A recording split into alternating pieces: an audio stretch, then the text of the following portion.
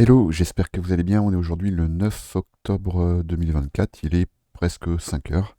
Alors bon, je vais faire un petit market review aujourd'hui parce que j'ai dit que j'en ferais un, mais très honnêtement, là où on est, ça n'a pas grand intérêt. Surtout, j'ai pas grand chose de plus que ce que je vous ai dit dans le dernier weekly review, sur lequel je vais vous renvoyer parce que l'analyse que je fais du prix reste globalement d'actualité. Bon, j'ai regardé un petit peu quand même pour voir s'il y avait des choses éventuellement à côté desquelles je serais passé, dont je pourrais vous parler aujourd'hui. Ce qui reste d'actualité, c'est ce dont je vous parlais sur la dynamique du dollar notamment et cette corrélation presque positive qu'on peut observer entre le dollar, là, au début de ce quatrième trimestre 2024. On voit bien la dynamique dans laquelle il s'engage actuellement. Ce qui est quand même assez intéressant à noter, et là, cette fois-ci, je l'ai ajouté sur la charte, je crois qu'il n'y était pas la dernière fois, ici en bleu, en trait bleu assez fin. Je vais les mettre un peu plus épais pour que vous les voyez mieux. Voilà, donc on voit ici, là, ces traits marquent les trimestres. Donc, ça démarre de début janvier 2024 et ça va jusqu'à la fin de l'année. Et on voit bien comment cette notion de quarterly shift, elle est quand même assez bluffante et assez efficiente, hein. Donc, le X pour le reversal. Donc X, hein, c'est une variable, hein, je le répète à chaque fois, mais c'est comme la variable d'une équation en fait. Et X peut être une continuation ou un reversal. Et on voit bien ici qu'on a eu un reversal qui est presque parfait. A pour accumulation, M pour manipulation et D pour distribution. En tout cas, expansion. Alors après, on voit bien que c'est pas non plus au jour près, hein. Par exemple ici, le reversal, il a commencé quelques jours avant la fin de l'année et il s'est terminé effectivement au milieu du mois qui a entamé le Q2. D'accord? Donc c'est pour ça que je vous avais dit la dernière fois que là, ce mouvement de manipulation, il n'est peut-être pas terminé. C'est peut-être le cas, mais ça n'est peut-être pas le cas. Donc il va bien falloir faire attention. Ça, c'est une chose. Cette corrélation positive ou presque positive avec les riscons, on peut juste l'observer. Là, ici, je suis en daily, hein. Donc voilà, ici, on voit les marqueurs là, des trimestres. Et ce qu'on peut observer, c'est qu'en tout cas, on n'a pas de corrélation négative. On voit ici l'influx sur le dollar, qui, normalement, si on avait vraiment une corrélation négative, bah, ce qu'on aurait dû observer sur le Nasdaq, c'est quelque chose comme ça. Et là, on voit bien que c'est pas le cas. Bon, le SP500, ça va être pareil. Là, on est plutôt sur quelque chose qui s'apparente à une consolidation. Et le Dow Jones, pareil. Par contre, ce qu'on peut observer, si je prends les principaux constituants du DXY, voilà ce qui se passe sur l'euro, où là, effectivement, on voit bien un influx baissier. Voilà ce qui se passe sur le yen, pareil. Sur le câble, voilà ce qu'on peut observer, un influx baissier. Ensuite, dans l'ordre, je crois que c'est la couronne suédoise, idem. Et bon, allez, on va tous les faire. Et voilà pour le franc suisse. On voit bien qu'il y a un transfert de liquidité qui est en train de s'opérer actuellement, qu'on peut notamment expliquer par cette dynamique des taux d'intérêt. Donc voilà, les États-Unis, on tourne autour de 5. Je crois c'est 4,83 il me semble actuellement. Le Royaume-Uni 5. Et après, la zone euro, on est à 3,65. Puis bon, après la Suisse et le Japon, on est à 0,25. Donc c'est sûr que les acteurs du marché, ils vont plutôt avoir tendance à transférer leur liquidité là où les taux d'intérêt sont les plus importants. Donc ça montre quand même bien actuellement la résilience de l'économie américaine, ce qui lui donne effectivement un attrait que les autres zones ne vont pas avoir. Donc c'est sûr que à l'heure actuelle, c'est pas vraiment sur cet indice-là, à moins de trader le forex évidemment, mais c'est pas sur cet indice-là que je vais me baser pour aller évaluer la dynamique des riscons. Là, c'est effectivement bien sur l'action du prix de ces différents riscons, que ce soit les indices et les cryptos. Et c'est vrai qu'on a des outils pour le faire, donc pas s'en priver. Et c'est vrai que si on parle de corrélation, il y en a une qui est actuellement assez forte et dont on peut se servir, c'est celle entre notamment le Nasdaq et Bitcoin. Alors j'ai un layer ici qui me permet d'afficher les deux assets et on voit bien à quel point on est presque sur une copie carbone. Là ici, je suis sur une dynamique en H1. Voilà, et on a presque l'impression d'afficher les deux mêmes charts. Alors en tant que day trader, voire même en tant que scalper, c'est évidemment quelque chose dont on va pouvoir se servir parce que à partir du moment où cette corrélation elle est observable, elle est actée, et ben, je vais pouvoir rentrer dans les plus petites unités de temps, en 5 minutes par exemple, et observer plusieurs choses. Déjà, éventuellement les divergences que je vais pouvoir mettre en lumière, avec le biais, le postulat, l'hypothèse que ces divergences vont avoir tendance à se resynchroniser à l'occasion de certains événements. Et ces événements, notamment, ça va être les prises de liquidité, les points d'intérêt que ces assets vont venir toucher. Et à cette occasion, je vais pouvoir faire le postulat que l'asset le moins capitalisé va aller se resynchroniser sur l'asset le plus capitalisé. En l'occurrence, le moins capitalisé, ça reste Bitcoin, hein, et le plus capitalisé, bah, c'est pas un asset, c'est un indice, mais c'est le Nasdaq. Bon, après, la lecture de ces divergences, elle est parfois un petit peu complexe.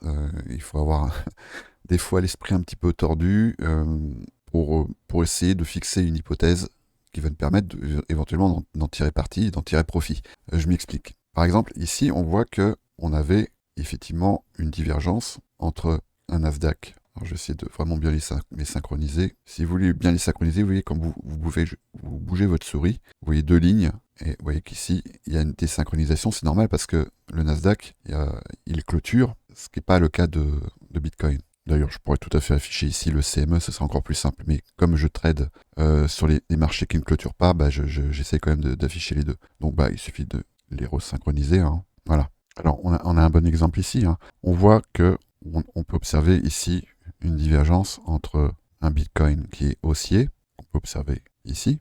On voit bien que là, on a des plus bas qui font des plus hauts, et un Nasdaq qui marque un mouvement baissier.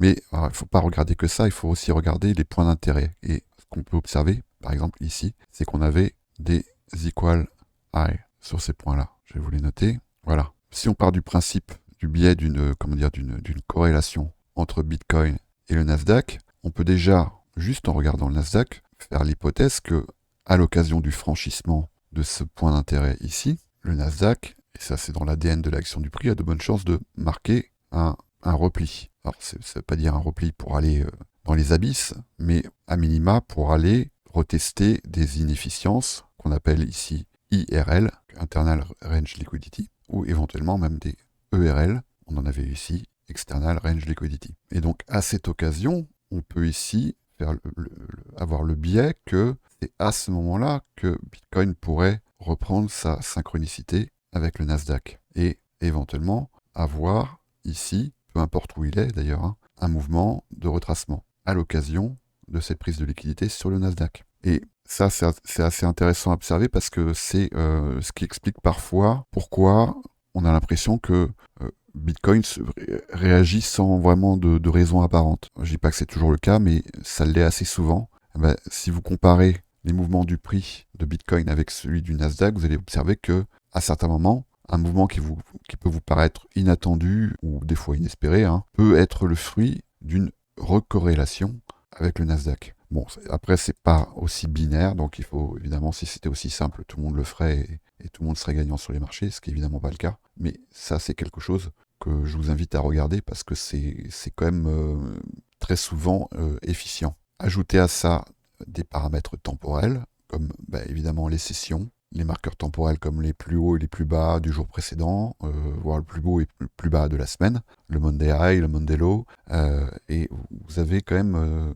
un faisceau de facteurs qui peuvent vous permettre, si ce n'est d'anticiper, en tout cas de vous mettre en alerte sur certains points et certains moments particuliers du prix. Donc on peut par exemple ici observer, et là je suis sur une charte en 5 minutes, on voit bien que ici on a une décorrélation de Bitcoin et du Nasdaq, et ce sur quoi on va pouvoir se mettre en attente, ça va être éventuellement le tag sur le Nasdaq d'une zone interne de liquidité, et là on peut éventuellement se mettre en 1 heure, et regarder la dynamique du prix. Par exemple ici, on voit qu'on a le travail d'un imbalance en H1, donc c'est-à-dire qu'on peut éventuellement émettre l'hypothèse que dans cette zone, on pourrait observer un mouvement de continuation. Et ça pourrait être à l'occasion de ce mouvement de continuation que Bitcoin décide de se corréler à nouveau positivement avec le Nasdaq dans les plus petites unités, en l'occurrence en 5 minutes. Je ne sais pas si c'est clair. Ça évidemment, me croyez pas sur parole, allez backtester ça. Mais c'est quelque chose qui est très puissant sur la lecture, notamment les lectures internes du prix, intraday je veux dire du prix,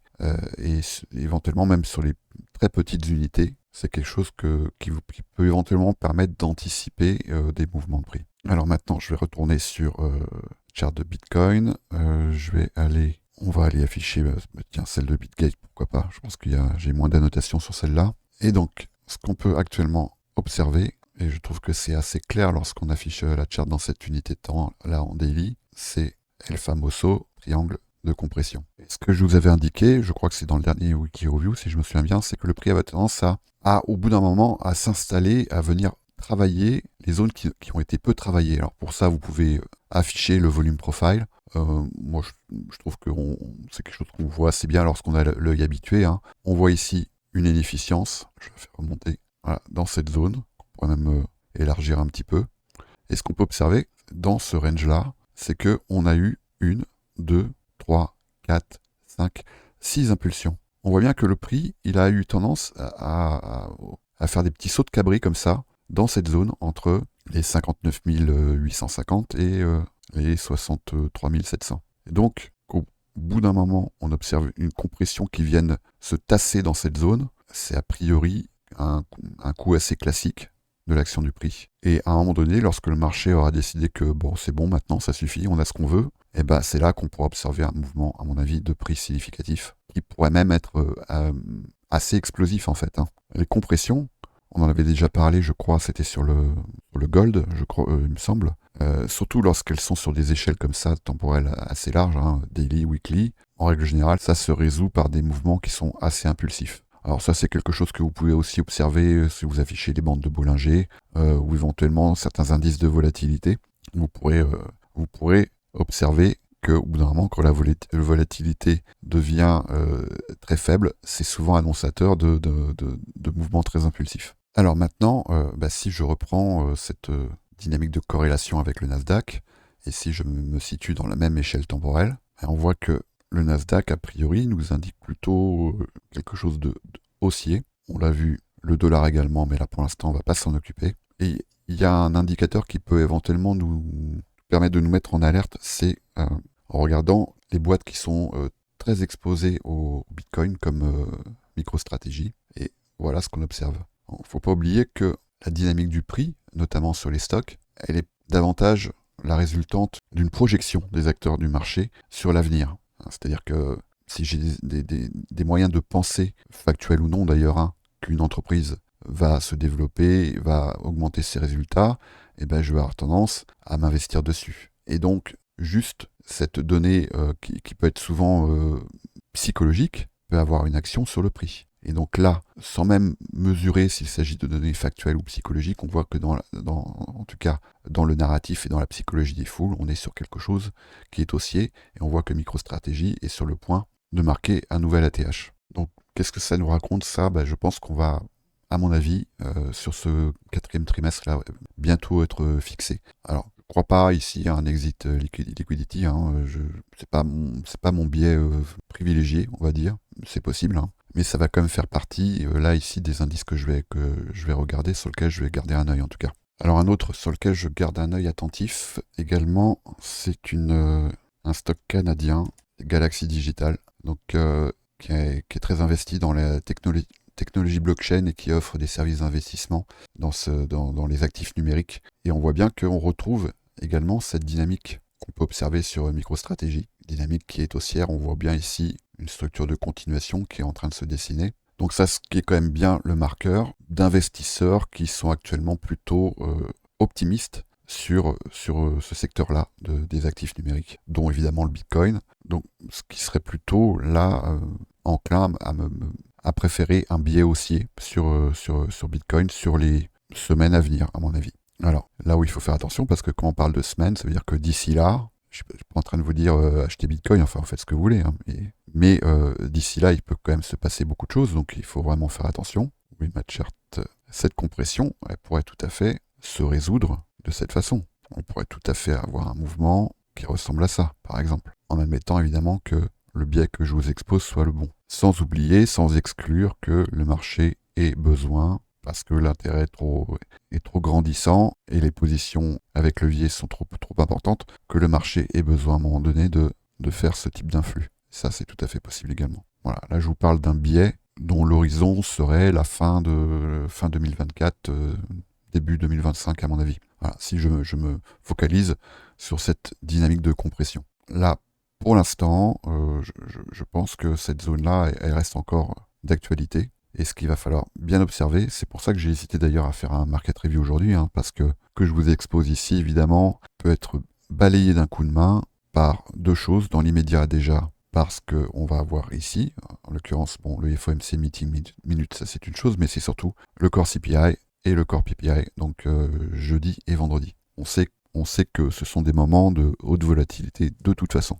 Et puis, évidemment, en novembre, les élections américaines. Donc là, bah, maintenant, on peut parler de semaine, hein, donc ça va arriver très vite. Bon, voilà ce que j'avais à dire. C'est vrai que ça a plus la gueule d'un weekly review, ce que je viens de vous faire, que d'un market review. Mais après, évidemment, c'est quelque chose qui en tout cas moi m'aide de faire ce type d'analyse, qui va m'aider à avoir une lecture du prix en intraday, de toujours contextualiser l'action du prix. Donc si vous voulez qu'on discute de tout ça et de plein d'autres choses, bah, je vous invite à venir nous rejoindre dans le salon VIP si ce n'est pas déjà fait. Il y a tous les liens en description, c'est très simple, très rapide, c'est gratuit. En règle générale, je suis assez présent sur le Discord, un peu moins en ce moment parce que je travaille beaucoup sur le copy trading. Si je dois faire un petit point, bah, là en ce moment, malgré cette compression, bah, il y a quand même de la volatilité. Il ne faut pas oublier que les bots LIM notamment, ils achètent le 100 et ils le revendent dès qu'ils peuvent prendre des profits. Donc si je vais sur les résultats journaliers, les voilà.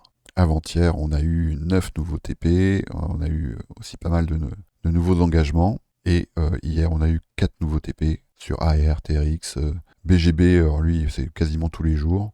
C'est pas forcément des gros profits, mais par contre, c'est régulier. Oui, BGB. Tous les jours, il nous fait quelque chose, lui, quasiment. Et 11 nouveaux engagements également. Donc, ça veut dire qu'on engage de la liquidité, et ça veut dire que les profits seront d'autant plus intéressants qu'il y a de la liquidité qui a été engagée. On va regarder un petit peu par le trou de la serrure du salon VIP, et bon voilà, on discute, on échange pas mal sur des notions fondamentales et autres. Il y a une partie où on apprend les fondamentaux. Alors c'est vrai que c'est quand même assez orienté price action, ICT et le mentor d'ICT qui était Larry Williams. Donc on apprend les fondamentaux. Il y a aussi des modèles de trading que je vous ai transmis. Alors certains que j'ai développés, d'autres qui sont inspirés, modélisés des modèles d'ICT, comme les modèles 2022, comme le Silver Bullet, les Market Maker Models, le TGIF, etc. Donc tout ça, c'est copyright ICT évidemment, et on ne manque pas de le rappeler. Alors par exemple, il y avait une question ici, je crois, si je me souviens bien, relative, voilà, ici aux order blocks. Salut, Jim Sport, dans le prochain Market Review, tu pourrais nous parler des order blocks. Comment les identifier, si on doit prendre en compte les mèches ou uniquement les bougies? C'est des questions qui reviennent souvent avec d'autres élèves, et nous avons également marqué que cela dépend des traders. Après les mèches, d'autres les clôtures, ouverture de la bougie, voilà, merci. Bon, alors sur ce genre de questions, je peux évidemment donner mon point de vue, enfin en tout cas moi, comment je traite ça. Ça ne veut pas forcément dire qu'il faut faire comme moi déjà d'une part. La première chose à faire, c'est aller sur YouTube et rechercher Order Block ICT. Et puis, normalement, vous allez tomber sur le mentorat 2016 ou sur les core content de ICT. En l'occurrence, voilà, mois 4 du mentorat, je crois que c'est le mentorat 2016. Voilà, où il parle des order blocks. Bon, vous pouvez aller regarder les autres contenus, hein, il y en a qui sont de qualité, mais je vous conseille quand même en premier lieu d'aller voir ce que le créateur de ce concept, il n'est pas créateur de la dynamique évidemment, mais par contre il a théorisé ces concepts, en l'occurrence ICT, Michael J. Huddleston, et d'aller voir ce que lui en dit. Alors en l'occurrence, pour répondre à ta question ES, moi je prends le corps de bougie et la mèche. Donc bon, un order block, c'est un swing en fait, hein. On en a un ici par exemple, ce qui va nous permettre de qualifier un order block. Je vais essayer d'en prendre un qui est assez évident. C'est la création d'un mouvement de déséquilibre, d'un imbalance consécutif à ce swing. Ici par exemple, on voit qu'on a 3 bougies haussières, on a un swing, et que ce swing est à l'origine de plusieurs FVG. Ici en l'occurrence un CB. On voit ici on a un petit imbalance tout rikiki ici dans cette zone, et on en a un autre ici juste en dessous, et encore un autre. Donc c'est pour ça qu'on peut qualifier cet influx de CB. Voilà. Et donc l'order block, c'est la dernière bougie haussière, en l'occurrence il est ici. Et là on est ici sur un low resistance liquidity run. Le voilà, l'order block. Il est sur cette bougie, ce qui va conférer lors de son invalidation, parce que là ici il a été invalidé. On voit que là on a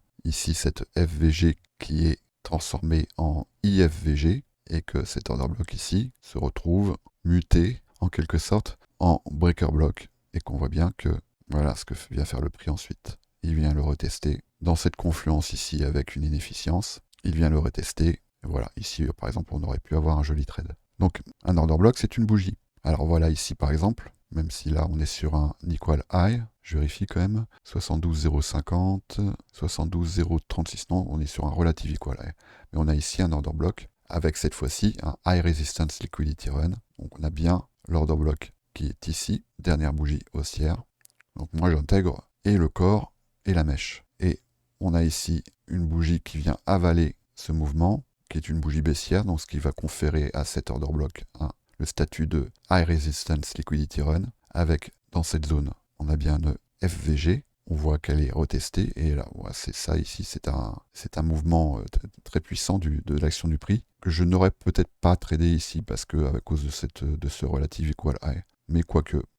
Et on voit bien que cette dynamique de prix, order block, High Resistance Liquidity Run, FVG, qui est retesté ici 2 fois. Là, je suis en daily. Évident que si je zoome cette zone, ici, je vais probablement venir trouver sur ce point un breaker block. L'action du prix étant fractale. Voilà, donc ça c'est pour répondre à ta question, ES. Hein. Moi, j'intègre la bougie et la mèche qui accompagne cette bougie. Donc voilà le genre de choses dont on peut de temps en temps discuter avec les membres du salon VIP.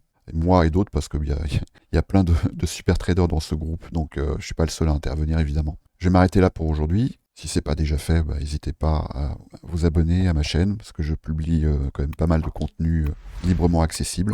Activez la cloche, le petit pouce bleu, etc. Ça fait toujours plaisir. Et puis dès que j'ai des informations qui me paraissent intéressantes, je ne manquerai pas de les publier ici.